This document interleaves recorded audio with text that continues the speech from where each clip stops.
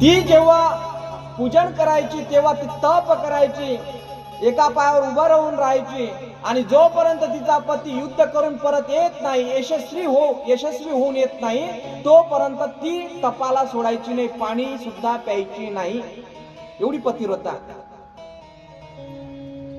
तुम्ही म्हणाल महाराज आमचाही पती कामाच्या बाहेर जाते, कामाच्या निमित्तानं बाहेर जाते, नाही मग आम्ही असं करायला पाहिजे का? तुम्ही साधा उपवास जर म्हटला, तुम्हाला उपवास करावा चतुर्थी वगैरे, तर तुम्ही मनापासून कराल अशी मला काही आशा नाही, शाश्वता नाही. उपवासाचा अर्थ काय आहे? उप म्हणजे जवळ, वास म्हणजे राहणे. ईश्वराच्या पायाजवळ जो राहतो उपवास. उपवास माणसाला 29 कमीत कमी उपवास असले पाहिजे. किती? 29 महाराज मोजा. 24 एकादशा, 5 पर्व आहे, अष्टमी गोकुळ अष्टमी, नवमी रामनवमी, परशु जयंती, नृसिंह जयंती, वामन जयंती आणि काय शिवरात्री. ही शिवरात्रीची उत्पत्ती कशी झाली माहिती आहे का तुम्हाला?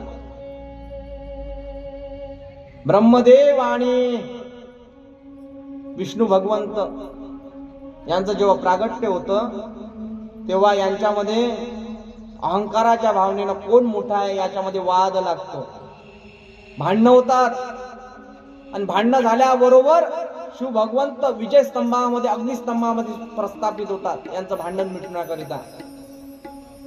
अग्निस्तंभ जसा प्रगट झाला त्या क्षणाला ते दोघं म्हणायला लागला, विष्णू म्हणायला लागले ब्रह्माला आणि ब्रह्मदेव म्हणायला लागले विष्णूला, कोण मोठं याच्यातला भेद पाहायचा असेल तर आपण एकामेकाची परीक्षा घेऊया. याचा जो उच्चतम भाग आणि खालचा भाग जो शोधून देईल, मूळ ज्याचं शोधून देईल तो मोठा. म्हणून विष्णूनं कायचं रूप घेतलं?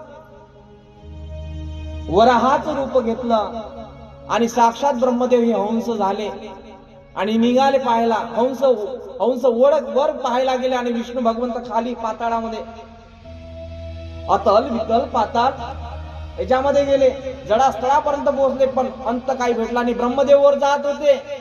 वर जाता जाता त्यांना एक केतकीचं वृक्ष फूल, केतकी वृक्षाचं फूल त्यांना येताना दिसलं. ब्रह्मदेवानं त्याला आमिष दाखवलं त्या फुलाला आणि म्हणायला लागले, मी ब्रह्म आहे, मी सृष्टीचा निर्मिती केली आहे, तुला विशिष्ट स्थान देईल, तू मला सांग, फक्त खाली जाऊन तुला एवढं सांगायचं आहे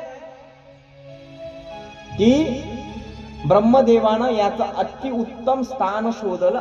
खोटं बोलावं लागेल. हे सर्व शिवजी भगवंत पळून राहिले होते.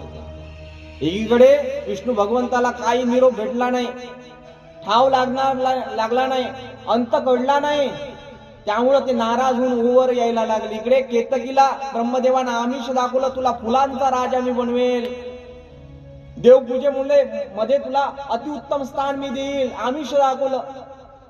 अशा क्षणामध्ये भगवंत खाली येते विष्णू आणि जो वराह झालेला ब्रह्म आहे, विष्णू भगवंत वराह आहेत आणि हंस झालेला जो ब्रह्म आहे यांची चर्चा आहे, संवाद आहे. तो म्हणायला लागला ब्रह्मदेव विष्णूला, मी याचं अतिउत्तम स्थान शोधलेलं आहे, खोटं लागत असेल, माझ्या शब्दावर विश्वास नसेल तर या केतकीच्या फुलाला विचारा ना, या गाईला विचारा, गाय खोटी बोलली होती म्हणून गाईला श्राप आहे शिवजीचा, तुझ्या मुखाकडनं पूजा करता येणार नाही, म्हणून पाठीमागून पूजा केली पाहिजे गायीची शेपटाजवळ. आलं का लक्षात? तिचं अच्युत तोंड मानलेलं आहे, तू विष्ठा खाशील या तोंडानं. म्हणून कलियुगामध्ये काही गायी आपल्याला विष्ठा खातानाही दिसतात. भांडण व्हायला लागलेत दोघांचे, मी मोठा मी शोधलाय. तेवढ्या शिवजी प्रगट झाले अग्निस्तंभाच्या स्वरूपामध्ये, त्यातून एक ज्योत निघाली ना आवाज यायला लागला, हे विष्णू तू खरा बोललास, तू याचं मूळ शोधू शकला नाही, म्हणून तू या जगाचा पालन करता होशील असा वरदान दिला, तू पूजनीय ठरशील. पण ब्रह्मदेव खोटा बोलला, सोबत केतकी या वृक्षालाही खोटं बोलायला लागला. त्यामुळे त्याला श्राप दिला, ज्या वाचेनं तू खोटा बोलला ते तोंड तुला राहणार नाही.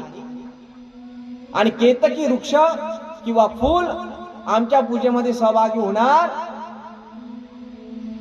केतकी वृक्षानं म्हणजे फुलानं प्रश्न केला देवाच्या समोर, कोणाच्या सांगण्यावरून विश्वास ठेवला तर चालेल का देवा? ब्रह्माच्या शब्दामध्ये मी आली होती, मला फसवलं होतं या ब्रह्मानं, उपशाप द्या. तेव्हा केतकी म्हणजे केवड्याचं वृक्ष फुल ते बोलायला लागलं, महाराज मला उपशाप द्या. तेव्हा शिवजी म्हणाले, इतरत्र देवाला तू चालतील पण शिवशंकराला, शिवलिंगावर तू चालणार. वृंदामा तप करायला लागली. तप करत असताना त्राहिमाम व्हायला लागलं. विष्णूकडे सर्व देव देवता गेले आणि विनंती करायला लागले, देवा वाचवा.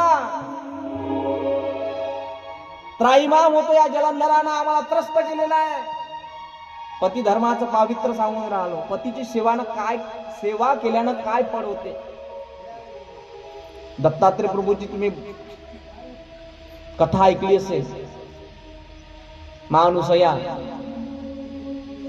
विष्णुपडावं आणि लहान बालक व्हावे, जवळ घ्यावं, निर्वस्त्र भावनेतून निर्वस्त्र होऊन मला दूधपान करायचं आहे, जेवण जीव घालायचं आहे. या भावनेपोटी पतिव्रत धर्माचं संरक्षण कसं करता येईल माय बाप? तर महाराज यामध्ये स्त्रियांची काही लक्षणं सांगतात. पतिव्रता धर्माची स्त्री कशी ओळखावी ऐकत आहो ना सर्वजण. सांगितलं अतिउत्तम स्त्री कोणती? जिचं 6 बोटाचं कपाळ आहे, 6 बोटाचं कपाळ आहे, ते अतिउत्तम स्त्री म्हणावी. 6 बोटाचं कपाळ, 12 लक्षण आहे स्त्रियांचे. 6 बोटाचं कपाळ ज्या स्त्रीचं आहे ते अतिउत्तम आहे. जिचे कुरडे केस आहेत ते अतिउत्तम आहे. आलं का लक्षात? ज्या स्त्रियाचा मध्य भागून भांग आहे ते अतिउत्तम आहे. मनातून भाग असला पाहिजे, नाही तर आता तर काही काही स्त्रिया. ज्या स्त्रीचा मध्य भागे भांग आहे ते अतिउत्तम, ते पतिव्रता स्त्री. लक्षण सांगितलंय महाराजांनी. बर महाराज, ज्या स्त्रियांचे कान असे लांब आहे थोडेसे, ओढू नका आता, हा, ती स्त्री अतिउत्तम आहे. ज्या स्त्रियाच्या भोड्या इंद्रधनुष्याप्रमाणे आहे ते अतिउत्तम स्त्री आहे. लक्षणं सांगून राहिलो मी स्त्रियांची. बर महाराज, पुढं ज्या स्त्रियांचे गुलाबी गाल आहेत म्हणजे होठ आहेत गुलाबी, 3 भेद पडतात. एक पिवळा असतो, त्याच्यामध्ये काळा असतो आणि गुलाबी. ज्याप्रमाणे रुद्राक्षामध्ये पांढरा, काळा आणि पिवळा असा भेद आहे, त्याचप्रमाणे होठामध्येही भेद आहे. ज्या स्त्रियांचे होठ गुलाबी आहेत ते अतिउत्तम आहे. बरं महाराज, ज्या स्त्रियांच्या गालावर डावी बाजूने तीळ आहे ते अतिउत्तम आहे. शतानुष नावाचा जो राजा आहे तो प्रश्न विचारतो गणेशाला, माझ्या आईचे काही लक्षण मला सांगा. तर स्त्रियांची लक्षणं सांगतात. ज्या स्त्रियांची मान लांब आहे, आकुळमानी नाही पाहिजे आपल्याला, ते अतिउत्तम आहे. आकुळमानी लोकांपासून सावधान. बरं महाराज, याचं सांगा काय काय आमचं, या तुमच्यावर तुमचे बदमाश लक्षणं सांगतो. चांगले नाही, जिकडे चांगलं तिकडे वाईट सांगा लागेल. ऐकत आण सर्वजण. त्या पुरुषाच्या कानावर केस आहेत, आतलं नाही सांगत. ज्या पुरुषांच्या कानावर केस आहेत तो अतिउत्तम आहे. बर महाराज,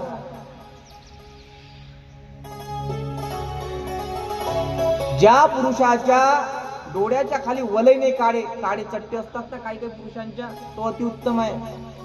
बरं महाराज, वाईट लक्षण ऐका. ज्याला फक्त दाढी एवढीच आहे तेवढी, तुम्ही नका पाहू, त्यांना पाहू द्या, एवढीच आहे. सावधान, अशावर विश्वास ठेवू नका. हे वरचेच लक्षण आहे. ज्या पुरुषाला मिशी फक्त एवढी आहे, इकडे नसते काही, फक्त इथे आहे की नाही, घेरदार भरीव मूळ मिशी नाही त्याला, हे वरचेच लक्षण आहे. मी सांगून राहिलो, ज्या पुरुषाचे हात टोंगाड्याच्या खाली आहे तो अतिउत्तम आहे.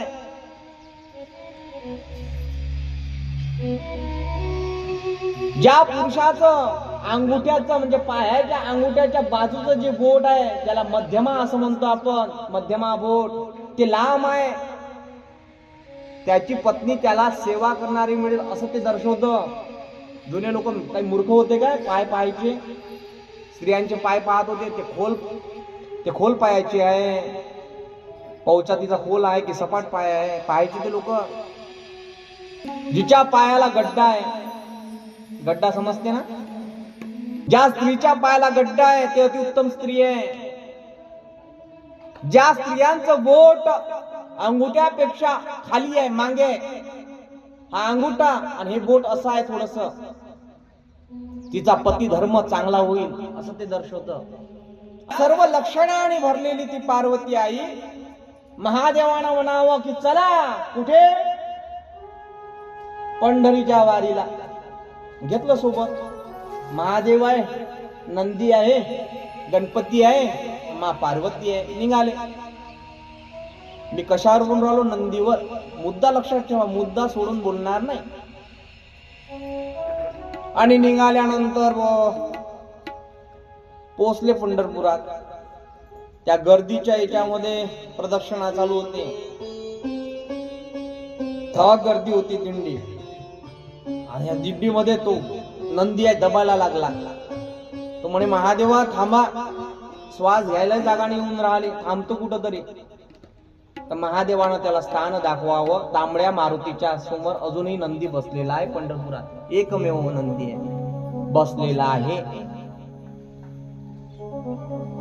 तांबड्या मारुतीच्या समोर.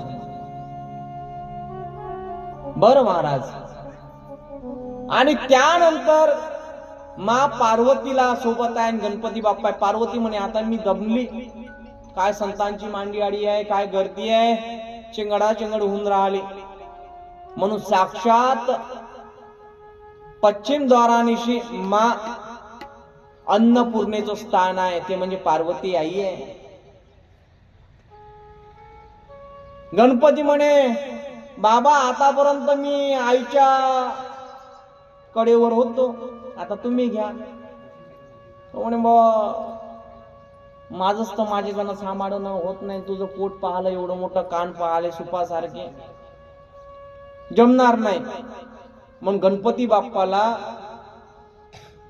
मुख्य द्वारावर स्थापित केलं. कोण? महादेवानं. चोकोबारायांची समाधी, नामदेवाची पायरी, बाजूनं जो उजव्या डाव्या हातावर बसलेला तो गणपती म्हणजे तो गणपती आहे. आता एकटेच महादेव गेले. महादेवाला जसं पाला आलिंगन दिलं, डोक्यावर बसून घेतलं. कोण? विठ्ठलाने. हरिभजनात नाम भजनात हरी झाले दंग, भेटीसाठी आले पांडुरंग. 4 कथा सांगून गेलो मी तुम्हाला.